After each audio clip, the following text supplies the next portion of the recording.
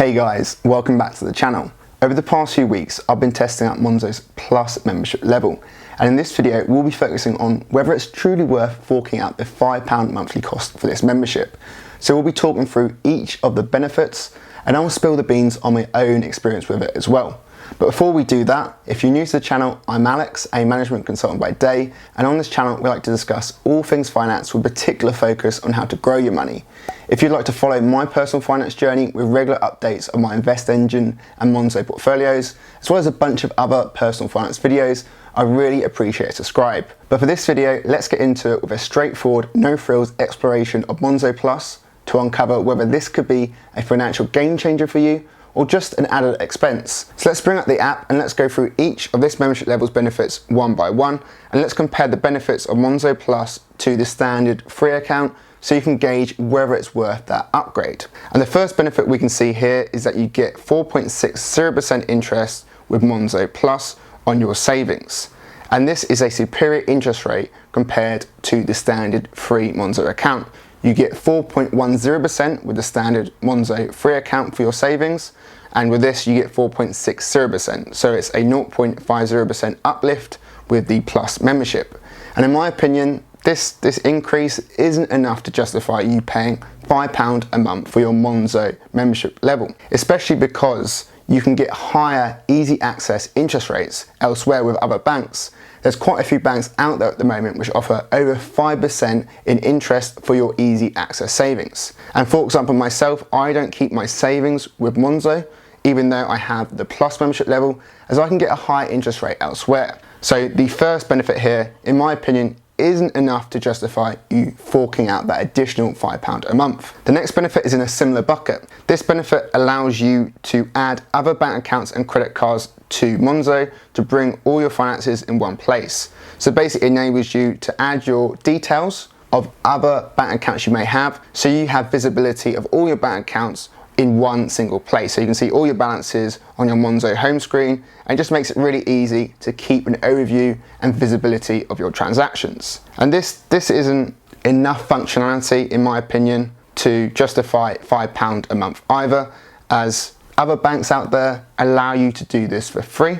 And there's also apps out there such as Emma or Snoop, which do something similar to this and provide an overview of all your bank accounts in one place. So all you need to do is download Emma or Snoop, and you just need the free membership level with these apps, and you essentially get the same functionality as here. The next benefit is the holographic card. And this may look cool. It may look cool if you're at a bar paying for some drinks, but is it worth £5 a month to just look cool? In my opinion, no. The next benefit is credit tracker, allowing you to see your credit score and track how it changes. And this is functionality, again, you can get free elsewhere. You can see your credit report and your credit score from the big credit reference agencies using free websites out there. There's Experian, there's Credit Karma, there's ClearScore, and there's various other websites which allow you to see your credit score for all the credit reference agencies for free.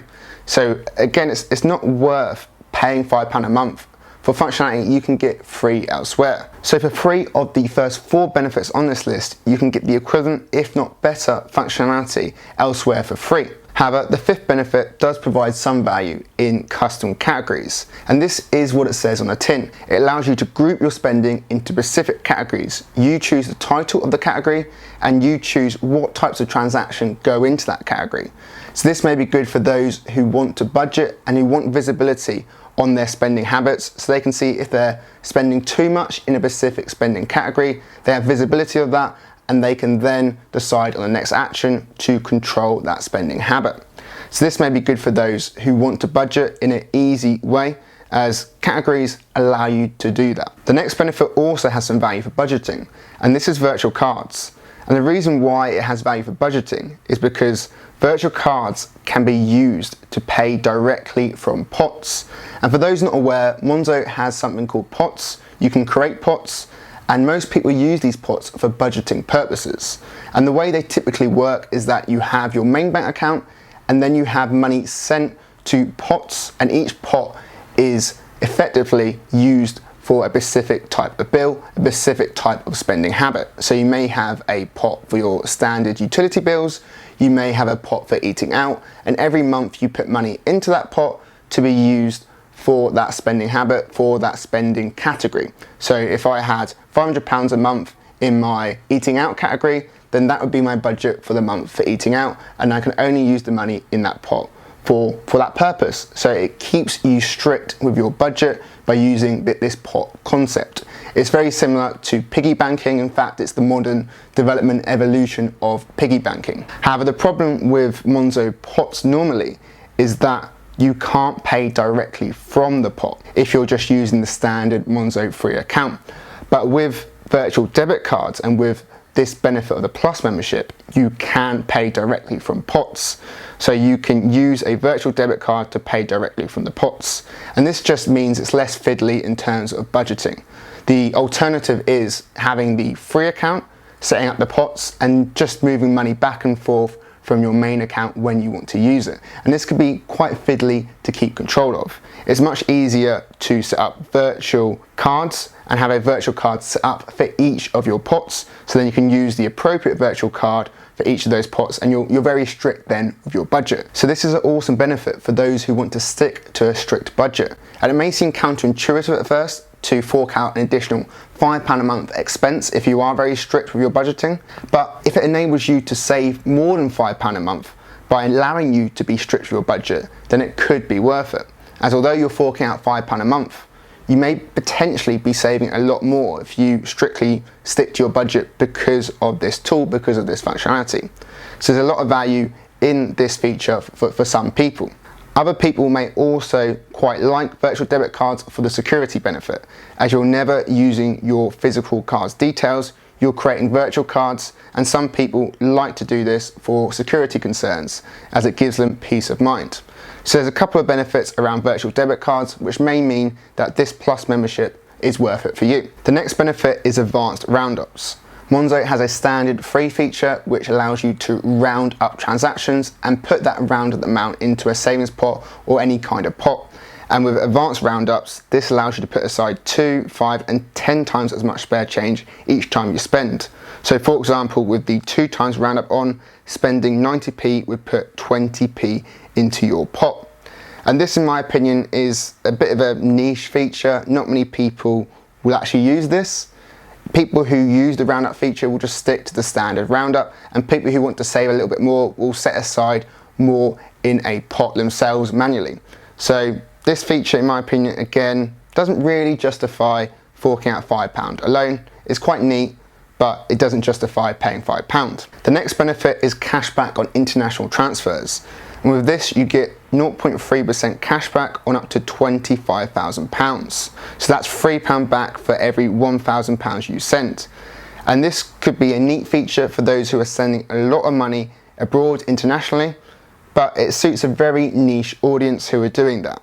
And to claim back, to make back the £60 yearly fee for Monzo Plus, you would need to send £20,000 in international transfers, and very few people do that. So this will suit very few people. The next benefit is similar with fee-free withdrawals abroad. Here you get up to £400 fee-free every 30 days. With Monzo's standard free membership level, you get up to £200 fee-free every 30 days. So with Monzo Plus, they effectively give you another £200 where you don't need to pay fees on withdrawals abroad. And the fees you would have to pay if you exceeded that amount is 3%. So if you have the standard Monzo account level, and let's say you took £300 out, so you're £100 above the limit, then you would need to pay an additional £3 fee. So there are some fee savings for certain types of individuals who are traveling and who are taking cash out, large sums of cash with Monzo Plus. And if you were to fully exploit this benefit, let's say you took out £400 in cash every single month, then that is a £6 saving compared to the Monzo free account every month. So that is more than what the Monzo Plus membership level costs. It only costs £5 a month, which is £60 a year. And if you're making £6 a month saving by taking out £400 in cash, then that equates to £72 a year. So a £12 yearly saving using Monzo Plus. However, very few people will be in this boat, very few people will be taking £400 out in cash abroad. Most people tend to use their card and tend to take out small sums of cash when they are abroad nowadays. So again, this is a niche benefit. The next benefit is auto export transactions. And this allows you to export your transactions to Google Sheets. In fact, it provides live updates to Google Sheets. So this is useful for those who really want to dig into their transaction data and want to manipulate it themselves. And it may be useful for those who really want to stick to a strict budget and want all their transactions in front of them on a nice Excel, well, Google Sheets file. However, this is quite niche again. Not many people will want to go into this level of detail. If you are budgeting, then you may just want to use the standard categories with Monzo. You may have your own techniques. So again, probably niche and probably useful for those who are in that bucket, but for most people it won't justify paying £5 a month. The next benefit is one free cash deposit a month, and this allows you to deposit cash into your Monzo account through a PayPoint in the UK. And this benefit isn't justified at all for the £5 fee in my opinion, as most people who have a Monzo account also have another bank account, and if they have cash on them, they can just deposit that cash into their other bank account, and if they want to transfer it to Monzo, they can transfer it to Monzo using their mobile banking app. That's what I would do myself. I would just take my cash down to my other bank account, I would then go onto my banking app and I would transfer it across to Monzo, and it's very simple. So this isn't a benefit, in my opinion, which justifies a £5 fee. It's a nice to have. The next benefit is offers, and this gives you offers for certain brands partnered with Monzo. So we can see the offers here: RAC breakdown cover, Lacquer, hopefully I'm pronouncing that right, Patch, HelloFresh, Naked Wines, and Fit. So these are money off offers. And just looking at this on face value, most of these offers wouldn't justify you getting Monzo Plus either. It's not a big list, to be honest, and it's quite niche, and I'm sure you can get many of these offers elsewhere using other membership schemes. They look pretty standard to me. I'm sure I've seen RAC breakdown cover with a different membership scheme at a similar price point. The next benefit is just a repeat of the fee-free withdrawals benefit we went through earlier, and the final benefit here is discount on investing, Monzo investing. And here you pay a discounted fee of 0.35% for investing through Monzo. And usually that fee is 0.45%, so you get a 0.10% fee discount through the Plus membership. And it would take a lot of money to make this difference worthwhile. In fact, you would need £60,000 invested to get back the £60 fee through this discount, as 0.10% of £60,000 is £60. So if you did have £60,000 invested in Monzo, it's worth getting Monzo Plus because you'd make back the £60 fee just by that fee discount. But if you don't have £60,000 invested, it's not worth getting Monzo Plus just for that 0.10% discount, as you'd still be losing money in terms of the net fee. So we've now gone through all the benefits of Monzo Plus, and in my opinion, most of these benefits don't justify you forking out £5. There's a couple here which may justify the fee for certain groups of people, but for the majority of these benefits, they're not worth the £5 fee alone. Of these benefits, I've only used a couple since I got Monzo Plus.